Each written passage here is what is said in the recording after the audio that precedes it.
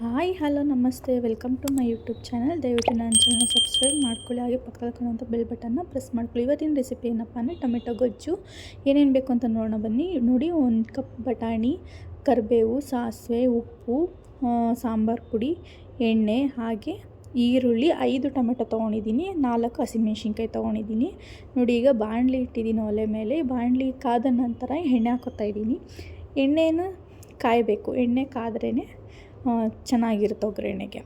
ನೋಡಿ, ಎಣ್ಣೆ ಕಾದ ನಂತರ ಈಗ ಸಾಸಿವೆ ಹಾಕೋತಾ ಇದ್ದೀನಿ. ಸಾಸಿವೆ ಹಾಕ್ಕೊಂಡು ಅದೆಲ್ಲ ಚಿಟಪಟ ಅಂದಮೇಲೆ ಈಗ ಕರಿಬೇವು ಹಾಕೋತಾ ಇದ್ದೀನಿ. ಕರಿಬೇವು ಅದು ಸೌಂಡ್ ಬರಬೇಕಲ್ಲಿ, ಆವಾಗ ಚೆನ್ನಾಗಿರುತ್ತೆ ಟೇಸ್ಟ್, ಹಸಿ ಘಮ ಘಮ ಅಂತಿರುತ್ತೆ. ಈಗ ನೋಡಿ, ಈರುಳ್ಳಿ, ಟೊಮೆಟೊ, ಹಸಿಮೆಣ್ಸಿನ್ಕಾಯಿ 3 ಹಾಕೋತಾ ಇದ್ದೀನಿ. ಹಾಕ್ಕೊಂಡು ಎಲ್ಲ ಚೆನ್ನಾಗಿ ಫ್ರೈ ಮಾಡ್ಕೋಬೇಕು. ಅದು ಟೊಮೆಟೊ ಫುಲ್ಲು ಸಾಫ್ಟ್ ಆಗಬೇಕು. ಟೊಮೆಟೊ ಮತ್ತು ಈರುಳ್ಳಿ, ಹಸಿಮೆಣ್ಸಿನ್ಕಾಯಿ ಹಾಕಿರ್ತೀವಲ್ಲ, ಅದೆಲ್ಲ ಹಸಿ ವಾಸನೆ ಹೋಗಿ ಅದೆಲ್ಲ ರೋಸ್ಟ್ ಆಗಬೇಕು ಆ ಎಣ್ಣೆಯಲ್ಲಿ. ನೋಡಿ, ಅಲ್ಲಿವರೆಗೂ ಚೆನ್ನಾಗಿ ಹುರ್ಕೋಬೇಕು. ಟೊಮೆಟೊ, ಈರುಳ್ಳಿ ಎಲ್ಲ ಹಾಕ್ಕೋಬೇಕು. ಇದು ಬೇಗ ನಿಮಗೆ ಸಾಫ್ಟ್ ಆಗಬೇಕು ಅಂದರೆ ಸ್ವಲ್ಪ ಪುಡಿ ಉಪ್ಪು ಹಾಕ್ಕೊಳ್ಳಿ ಈ ಟೈಮಲ್ಲಿ, ಆವಾಗ ಬೇಗ ಸಾಫ್ಟ್ ಆಗುತ್ತೆ. ನಾನು ಇವತ್ತು ಹಾಕ್ಕೊಂಡಿಲ್ಲ, ಹಾಗೇ ರೋಸ್ಟ್ ಮಾಡ್ಕೋತಾ ಇದ್ದೀನಿ. ನಿಮಗೆ ಬೇಕಂದರೆ ನೀವು ಹಾಕ್ಕೊಳ್ಳಿ, ಸಾಫ್ಟ್ ಆಗುತ್ತೆ. ಈಗ ನೋಡಿ, ಬಟಾಣಿ ಹಾಕೋತಾ ಇದ್ದೀನಿ. ಬಟಾಣಿ ಹಾಕ್ಕೊಂಡು ಟೇಸ್ಟು ಚೆನ್ನಾಗಿರುತ್ತೆ. ನೀವು ಟ್ರೈ ಮಾಡಿ ನೋಡಿ ಬಟಾಣಿ ಹಾಕಿ. ಬಟಾಣಿ ಹಾಕ್ತೇನು ಇಲ್ಲಿ, ಬಟಾಣಿ ಇಲ್ಲಾಂದರೆ ಸ್ಕಿಪ್ ಮಾಡ್ಕೋಬೋದು, ನಿಮ್ಮ ಇಷ್ಟ ಚೆನ್ನಾಗಿರುತ್ತೆ. ಇಷ್ಟ ಆದರೆ ಹಾಕ್ಕೊಳ್ಳಿ, ಇಲ್ಲಾಂದರೆ ಸ್ಕಿಪ್ ಮಾಡ್ಕೋಬೋದು. ಈಗ ನೋಡಿ, ಬಟಾಣಿ ಎಲ್ಲ ಹಾಕ್ಕೊಂಡು ಇವಾಗ ಒಂದು ಸತಿ ಎಲ್ಲ ನೀಟಾಗಿ ಮಿಕ್ಸ್ ಮಾಡ್ಕೋತಾ ಇದ್ದೀನಿ. ನೋಡಿ, ಈಗ ಸ್ವಲ್ಪ ಬೆಂದಿದೆ, ಟೊಮೆಟೊ ಎಲ್ಲ ಸಾಫ್ಟ್ ಆಗಿದೆ.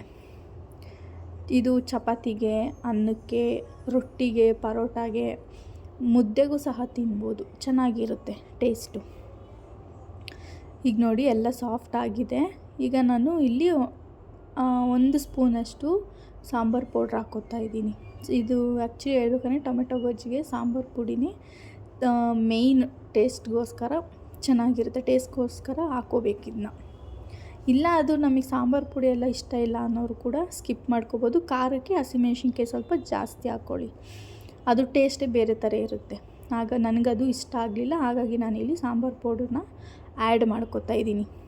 ಈಗ ನೋಡಿ, ಸ್ವಲ್ಪ ನೀರು ಹಾಕ್ಕೋತಾ ಇದ್ದೀನಿ.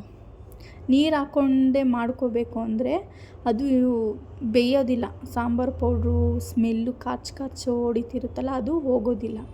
ಹಾಗಾಗಿ ಇಲ್ಲಿ ಸ್ವಲ್ಪ ನೀರು ಹಾಕ್ಕೋಬೇಕು. ನಿಮ್ಮ ಕನ್ಸಿಸ್ಟೆನ್ಸಿ ಯಾವ ಥರ ಇರುತ್ತೆ ನೋಡ್ಕೊಂಡು ನೀರು ಹಾಕ್ಕೊಂಡು ಚೆನ್ನಾಗಿ ಬೇಯಿಸ್ಕೊಳ್ಳಿ. ನಾನಿಲ್ಲಿ ಒಂದು ಲೋಟ ಹಾಕ್ಕೊಂಡಿದ್ದೀನಿ. 1 ಲೋಟ ಹಾಕ್ಕೊಂಡು ಚೆನ್ನಾಗಿ ರೋಸ್ಟ್ ಮಾಡ್ಕೋತಾ ಇದ್ದೀನಿ. ನೋಡಿ, ಈ ಥರ ಆಗುತ್ತೆ. ಫುಲ್ಲು ರೋಸ್ಟ್ ಮಾಡ್ಕೋಬೇಕು. ಇದು ಸಾಲಿಲ್ಲ ಅಂತ ಮತ್ತೆ ಇನ್ನೊಂದು ಲೋಟ ಹಾಕೋತಾ ಇದ್ದೀನಿ. ತುಂಬ ಗಟ್ಟಿ ಇತ್ತು, ಅದು ಚೆನ್ನಾಗಿ ಕುದಿಬೇಕು. ಅದ್ರಲ್ಲಿ ಹಸಿ ವಾಸನೆ, ಸಾಂಬಾರು ಪೌಡ್ರದ್ದು ಹಸಿ ವಾಸನೆ ಹೋಗಬೇಕು. ಅದರಿಂದ ಇನ್ನೊಂದು ಲೋಟ ನೀರು ಹಾಕ್ಕೊಂಡು ನಾನು ಆ್ಯಡ್ ಮಾಡ್ಕೊಂಡಿದ್ದೀನಿ. ನೋಡಿ, ನನಗೆ ಸಾಕು, ಈ ಕನ್ಸಿಸ್ಟೆನ್ಸಿ ಸಾಕಾಗಿದೆ. ನಿಮಗಿನ್ನೂ ತೆಳ್ಳಬೇಕು ಅಂದರೆ ಅನ್ನಕ್ಕೆ ಹಾಕ್ಕೋಬೋದು, ಮುದ್ದೆಗೂ ಅಷ್ಟೇ. ಸ್ವಲ್ಪ ತೆಳ್ಳಗೆ ಬೇಕು ಅಂದರೆ ಇನ್ನೊಂದು ಲೋಟ ನೀರು ಹಾಕ್ಕೊಂಡು ಮಾಡ್ಕೋಬೋದು. ಇದು ಚೆನ್ನಾಗಿ 5ರಿಂದ 10 ನಿಮಿಷ ಬೇಯಿಸ್ಕೋಬೇಕು, ಕುದಿಗೆ ಬಿಡಬೇಕು. ಈಗ ಮನೆಯಲ್ಲಿ ಕೆಲಸದಿಂದ ಬಂದಿರ್ತೀರ, ಟೈಮ್ ಇರೋದಿಲ್ಲ ಸಾಂಬಾರೆಲ್ಲ ಮಾಡೋದಕ್ಕೆ, ಇದನ್ನು 5ರಿಂದ 10 ನಿಮಿಷದಲ್ಲಿ ಮಾಡ್ಕೊಳ್ಳೋ ರೆಸಿಪಿ.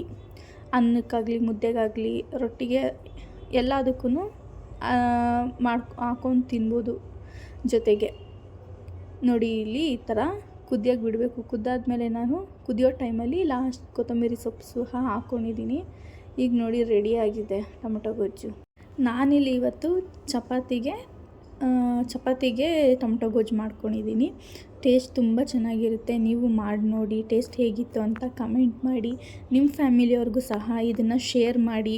ಹಾಗೆ ನನ್ನ ಚಾನಲ್ನ ದಯವಿಟ್ಟು ಸಬ್ಸ್ಕ್ರೈಬ್ ಮಾಡೋದನ್ನ ಮರಿಬೇಡಿ. ಇವತ್ತಿನ ವೀಡಿಯೋ ನಿಮಗೆ ಇಷ್ಟ ಆಯಿತು ಅಂದರೆ ನನ್ನ ವೀಡಿಯೋಗೆ ಒಂದು ಲೈಕ್ ಕೊಡಿ. Thank you.